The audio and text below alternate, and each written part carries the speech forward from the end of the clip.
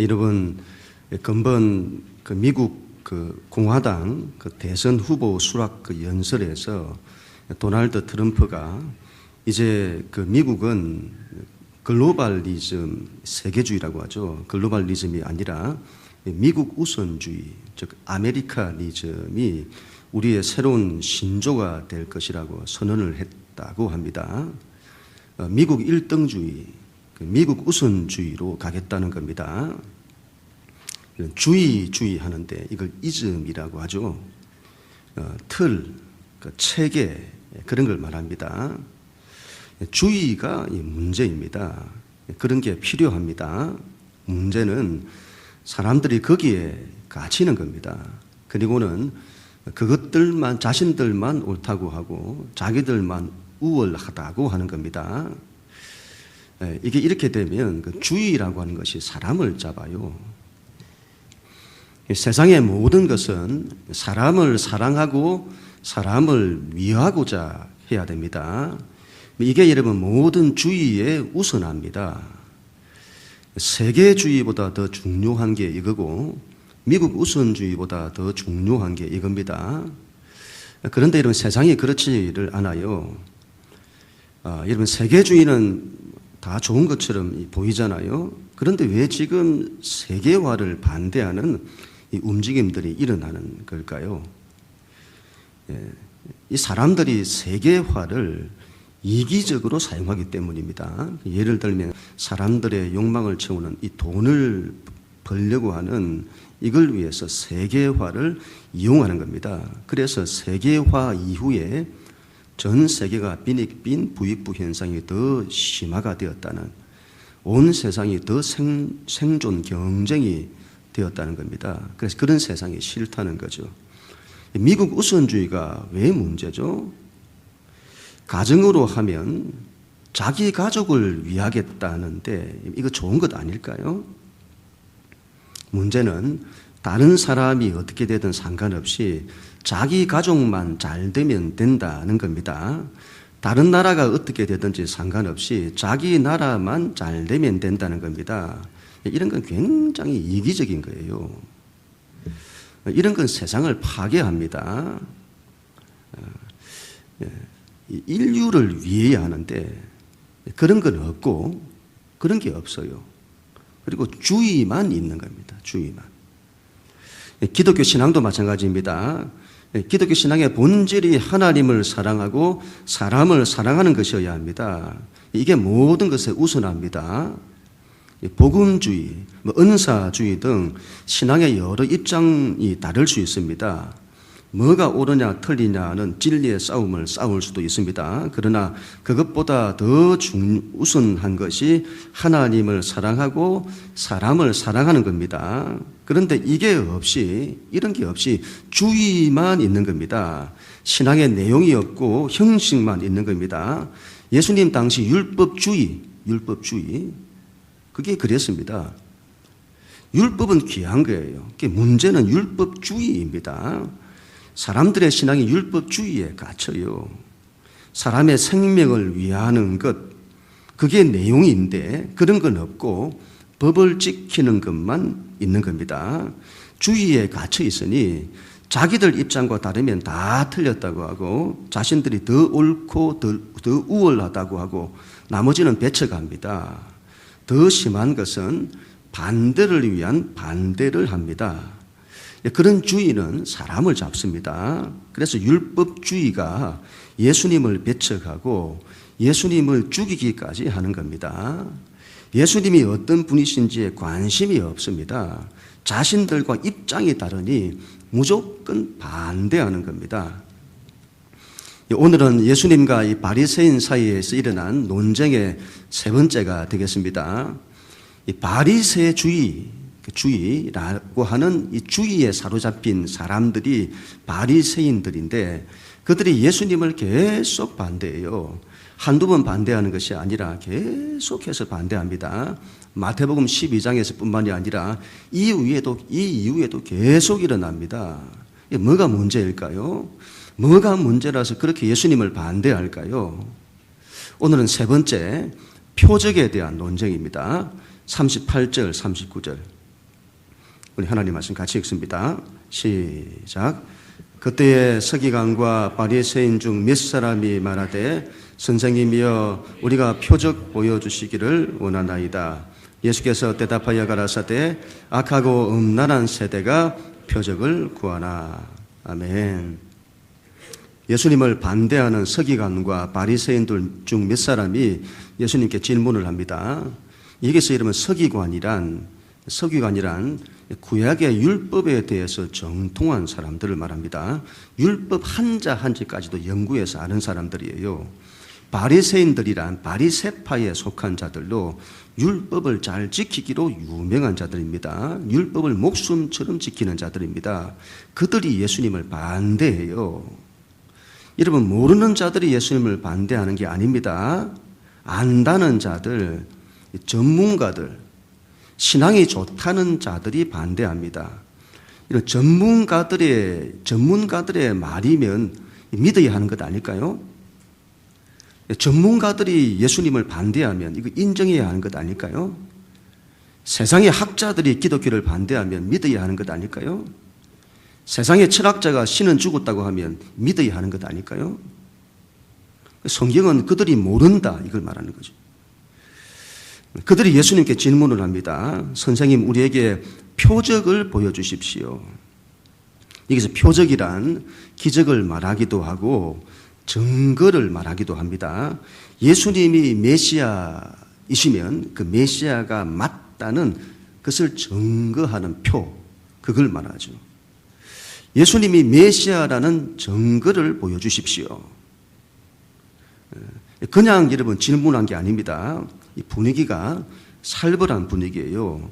이 반대자들은 예수님을 안 믿기로 마음을 굳혔습니다. 예수님을 죽이기로 작정까지 했습니다. 그리고 예수님이 하시는 일을 사탄의 역사라고까지 반대를 했습니다.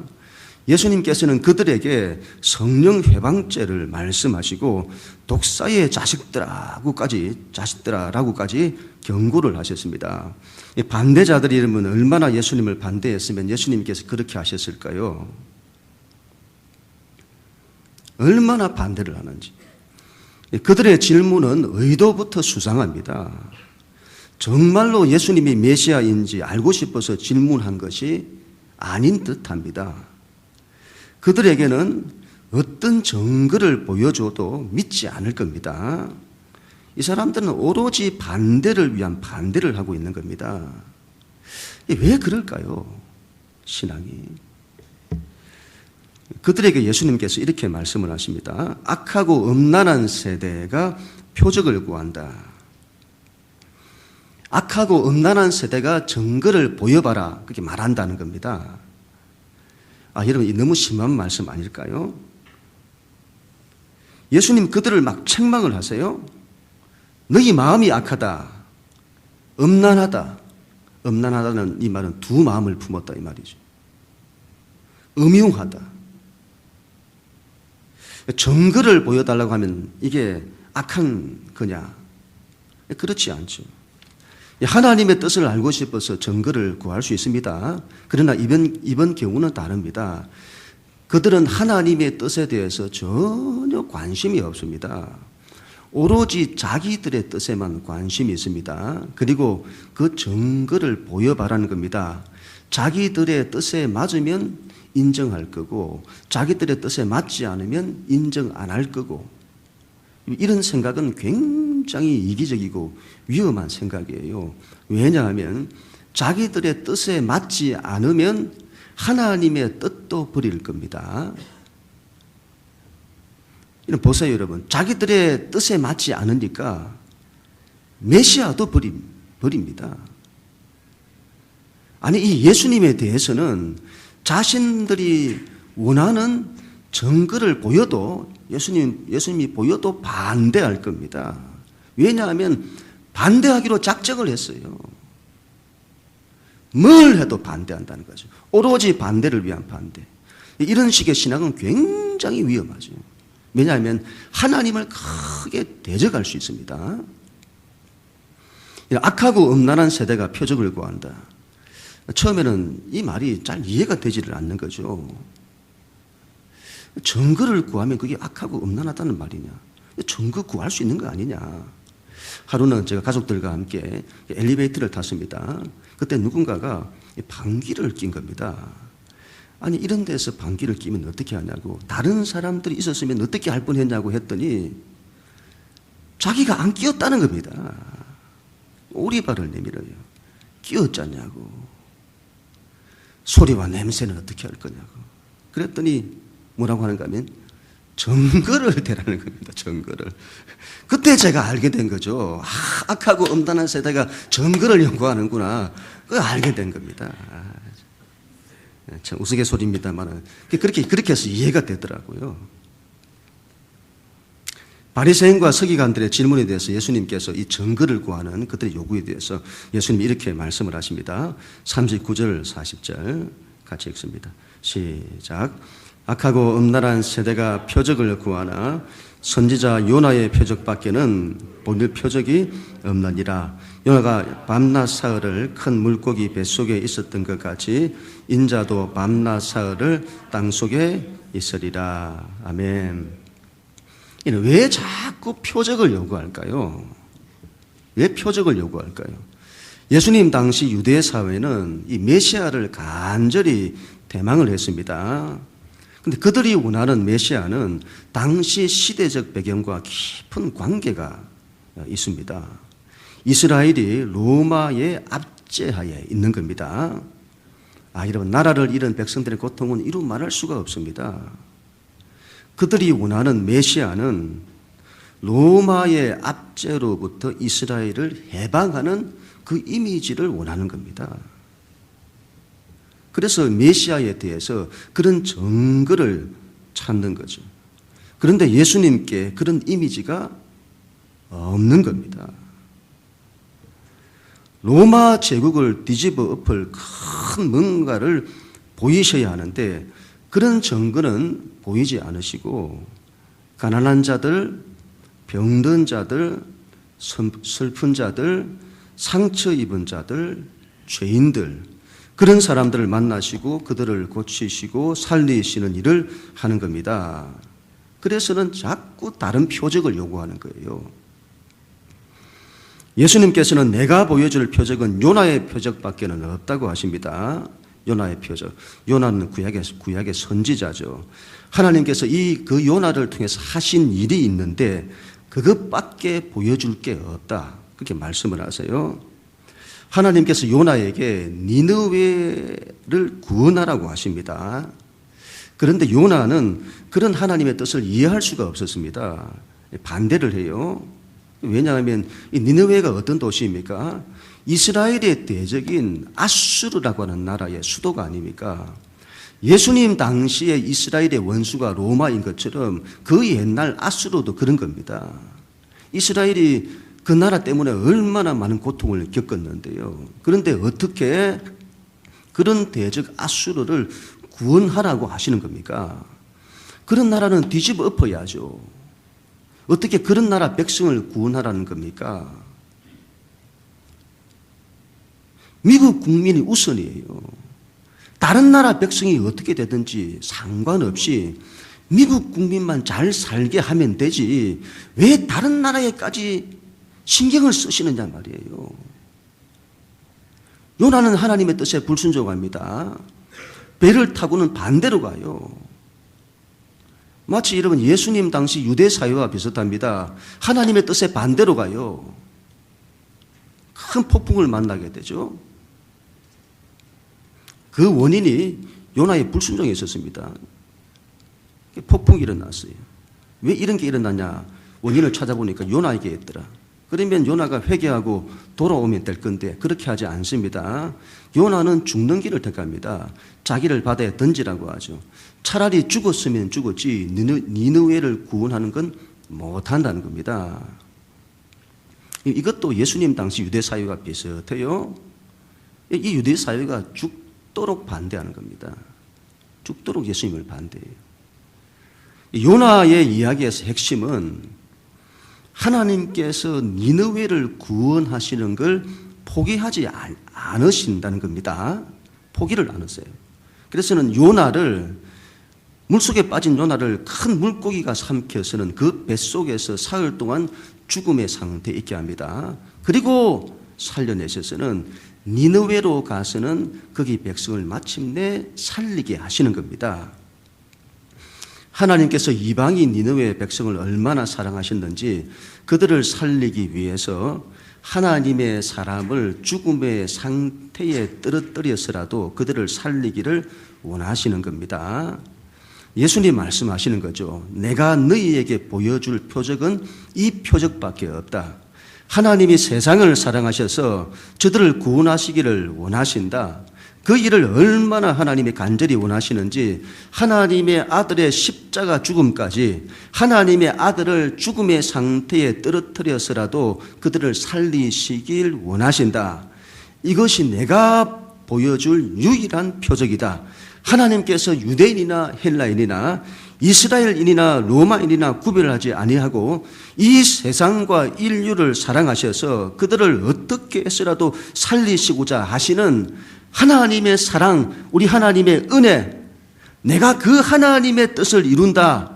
사람들을 사랑하고 그들을 살리기 위해서 나의 전부를 헌신한다. 그게 메시아의 증거다. 대체 너희가 어떤 메시아의 증거를 찾고 있느냐? 요나의 표적밖에는 없다. 그리고 이렇게 말씀을 하시죠. 41절 42절 시작.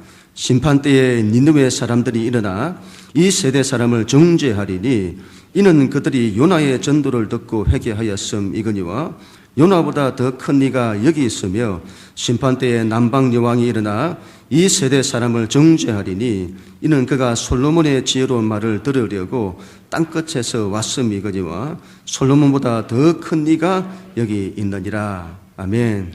그 당시 느느웨 사람들이 요나의 말을 듣고는 회개하고 난리가 났습니다.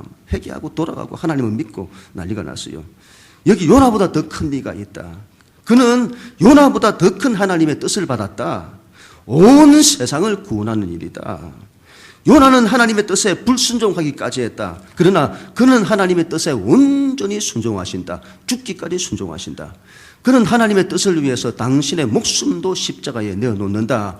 요나보다 더 큰 이다. 그런데 너희가 그를 믿지 않고 반대하고 있다. 심판 때에 그 니느웨 백성이 너희의 죄를 드러낼 거다. 남방의 여왕이 솔로몬의 지혜를 들으려고 땅끝에서부터 왔다. 스바 여왕이라고 하는데 지금의 아라비아 반도 최남단에 있는 예멘 땅으로 봅니다. 그가 그 먼 곳에서 솔로몬이 지혜롭다는 그 이야기를 듣고는 찾아온 겁니다. 그때 이러면 솔로몬과 이 스바 여왕 사이에서 난 아들이 지금의 이디오피아를 만들었다고 하는, 건국했다고 하는 그런 전설이 있죠. 그 스바 여왕입니다. 그런데 여기 솔로몬보다 더 큰 네가 여기 있다. 그의 지혜는 하나님의 온전한 지혜를 담고 있다. 그의 지혜는 세상을 구원하고 인생을 구원하는 지혜다. 인간을 구원할 지혜가 이 세상 어디에 있느냐? 이 세상 어떤 지혜가 인간의 근원적인 문제를 해결하며 하나님을 우리 가운데 오시게 할 수 있냐? 그런 지혜를 너희가 반대하고 있다. 심판 때에 남방 여왕이 너희의 죄를 드러낼 거다. 미국을 세계에서 1등으로 만드는 대통령, 다른 나라 다른 백성들 어떻게 되든지 신경 쓰지 말고 미국인을 가장 우선적으로 잘 먹고 잘 살게 하는 대통령, 너희가 어떻게 그런 대통령을 구하냐? 요나의 표적을 구해야 한다. 사람을 사랑할 줄 알아야 할 거 아니냐. 그게 미국이 1등 되게 하는 것보다 더 중요하지 않냐. 미국인이든지 한국인이든지 세계인이든지 인간을 사랑하고 인간을 존중하고 인간을 위할 줄 알아야 할 것 아니냐. 너희가 그런 대통령을 원해야 할 것 아니냐. 대체 너희가 무엇을 구하느냐. 이런 요나의 표적이 중요합니다. 예수님의 메시아 되심의 증거는 바로 그겁니다. 사람을 어떻게 사랑하는지를 보면 알아요. 이걸 다르게 말하면 십자가 신앙이라고 합니다. 십자가 신앙. 기독교 신앙의 본질은 십자가 신앙입니다. 그걸로 우리는 메시아를 확인해야죠. 우리를 사랑하셔서 우리를 살리시고자 당신의 전부를 희생하시는 겁니다. 우리는 그 예수님을 구원자로 고백을 해야죠. 그 예수님을. 기독교 신앙은 그래야 합니다. 하나님을 사랑해야 하고 사람을 사랑해야 합니다. 사람을 살리려고 해야 합니다. 그들을 살리고자 낮아지고 섬기고 헌신하고 그래야 합니다. 이런 것 외에 다른 걸 구하지 말라는 거죠. 악하고 음란한 세대가 다른 표적을 구하고 참 하나님의 사람들은 요나의 표적을 구한다. 하나님 신앙을 증거를 보여달라. 그런 걸로 여러분 확인을 하려고 해서는 안 됩니다. 하나님께서 내 삶의 문제를 해결해 주시면 하나님 잘 믿고 내 삶의 문제를 해결해 주시지 않으면 하나님 잘 안 믿고 신앙 그렇게 하지 마세요. 우리를 억압하고 힘들게 하는 환경, 예수님 당시 로마 제국이라고 하는 가장 큰 문제, 그런 문제를 없애주면 믿고 안 그러면 안 믿고 그러면 안 됩니다. 신앙이란 하나님이 나를 사랑하시고 내가 그 하나님을 사랑하고 그 하나님 신뢰하고 그 하나님 사랑으로 사람을 살아가며 사는 것, 신앙은 그걸로 확인을 하려고 해야 합니다. 요나의 표적뿐입니다. 요나의 표적밖에 없어요. 마지막으로 예수님 이렇게 말씀하십니다. 43절부터 45절 시작. 더러운 귀신이 사람에게서 나갔을 때에 물 없는 곳으로 다니며 쉬기를 구하되 얻지 못하고 이에 가로되 내가 나온 내 집으로 돌아가리라 하고 와보니 그 집이 비고 소재되고 술이 되었거늘 이제 가서 저보다 더 악한 귀신 7을 데리고 들어가서 거하니 그 사람의 나중 행편이 전보다 더욱 심하게 되느니라. 이 악한 세대가 또한 이렇게 되리라. 아멘. 귀신이 그 사람에게서 나왔다가 다시 들어가고 그 사람의 나중 상황이 이전보다 더 악화가 되는 비유의 말씀인데, 이 말씀은 단순히 귀신에 대해서 하신 말씀이 아니라 당시 유대 사회의 유대교 율법주의를 통렬히 지적하신 말씀입니다. 그 사람의 상태가 이전에 안 좋았습니다. 귀신 들린 상태, 귀신 들려서 온전한 게 없었어요. 다 무너졌습니다. 귀신 들린 상태를 말한다면 창세기 1장에 나타난 땅이 혼돈하고 공허하고 이 어둠이 깊은 위에 있는 상태와 유사합니다. 어두운, 빛이 없어요. 빛이 없어요. 사람이 어두워요. 삶이 어두워요. 삶이 혼돈되어 있습니다. 질서가 없어요. 뒤죽박죽. 어질러져 있단 말이죠. 정상이 아니에요. 삶이 공허한 겁니다. 내용이 없어요. 생명이 없어요. 생명으로 채워져야 하는데 그런 게 없습니다. 늘 근심하고 염려하고 불안하고 넘어지고 늘 뭔가에 매이고 눌려서는 스트레스 받고 안식과 복이 없어요. 정상이 아니라 늘 바쁘게 돌아가고 이것저것 하고 그렇게 사는데 아무것도 없어요.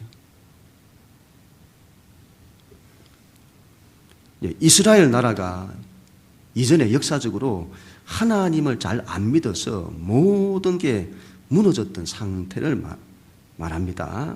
아마 역사적으로 바벨론 포로기를 말할 겁니다.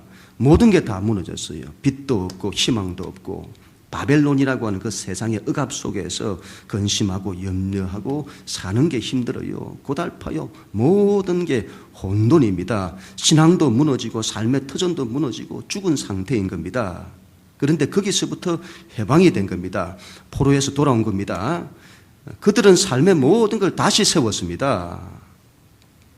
하나님 성전도 세우고 집도 세우고 삶의 터전을 다시 세웠어요. 무너진 집이 수리가 되었습니다. 우상도 몰아내고 율법도 세웠습니다. 신앙의 체계가 잡혔어요. 이것은 해야 하고 저것은 하면 안 되고 율법의 규칙들이 세워졌습니다. 신앙의 틀이 잘 잡힌 겁니다. 잘 짜여진 겁니다. 역사적으로 바벨론 포로기 이후에 유대교가 발흥을 하는데 유대교의 출발을 말할 겁니다. 유대교의 출발.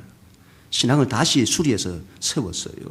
문제는 집을 수리해서 세웠는데 주인이 있어야 할 것 아닙니까? 주인이 없는 겁니다. 귀신보다 더 큰 힘을 가진 누군가가 그 집을 지켜야 하는데 그렇지 않은 겁니다. 하나님이 그 집을 지키셔야 하는데 그렇지가 않은 겁니다. 귀신이 집을 나갔는데 갈 곳이 없어요. 옛날 생각이 나는 겁니다. 그때가 좋았는데. 그렇게 하면서 그 집이 그리운 거예요. 다시 가봤더니 집이 너무 좋게 수리가 되어 있는 겁니다. 그런데 주인이 없어요. 주인이.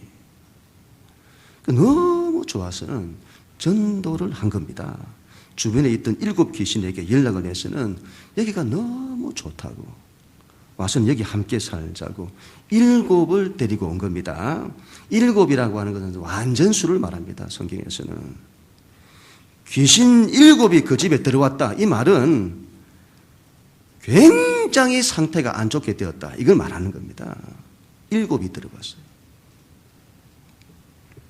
역사적으로 유대교가 발흥을 하고 신앙의 집을 잘 수리해서 세웠는데 역사적으로 쭉 역사를 거치면서 유대교가 율법주의로 바뀌는 겁니다. 내용은 없고 틀만 딱 있어요. 예수님 당시 유대교 율법주의가 얼마나 안 좋은지를 말씀하시는 거죠. 신앙의 내용이 없습니다. 하나님이 주인이어야 하는데 하나님이 없어요. 하나님 사랑도 없고 사람 사랑도 없고 오직 율법주의, 신앙의 형식, 틀만 있는 겁니다.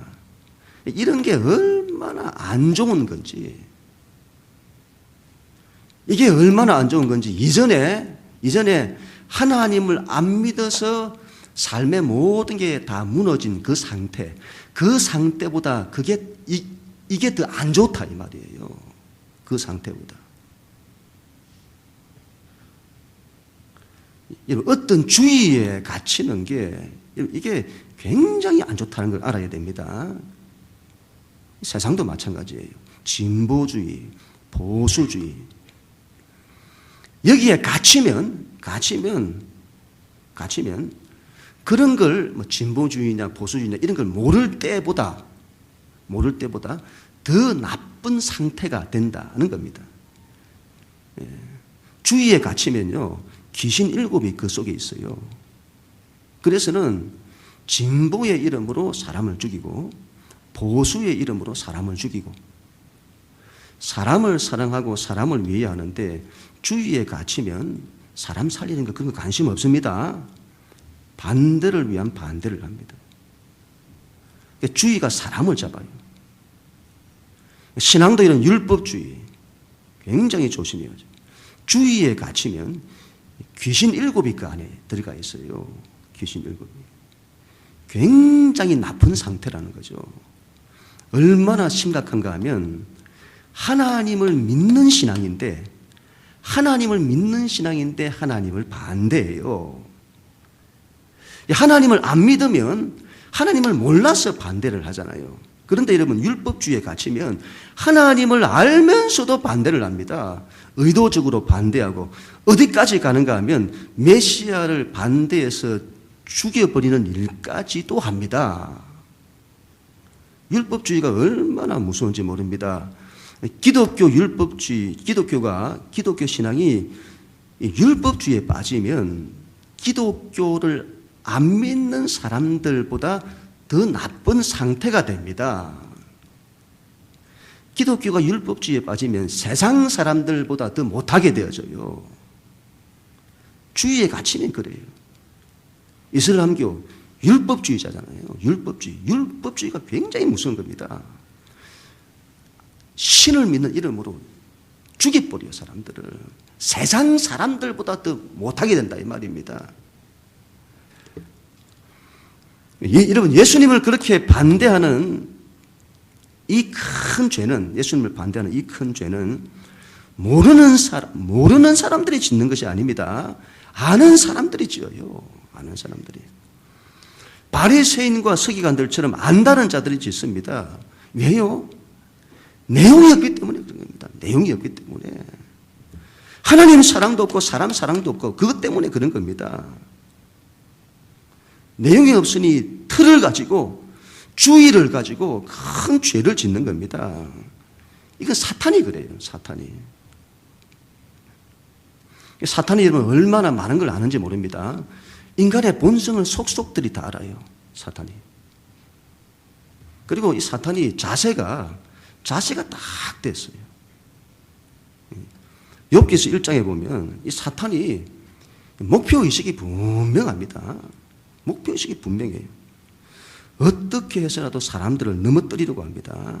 그리고 그 일에 대해서 대단한 열정을 가지고 있습니다.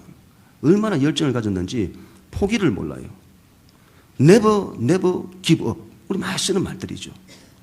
절대 포기하지 마라. 사탄이 그래요. 포기를 몰라요. 그리고 얼마나 성실한지 모릅니다. 하나님이 사탄에게 너가 어디서 왔느냐 했더니 온 땅을 두루다니면서 봤대요. 사탄의 특징.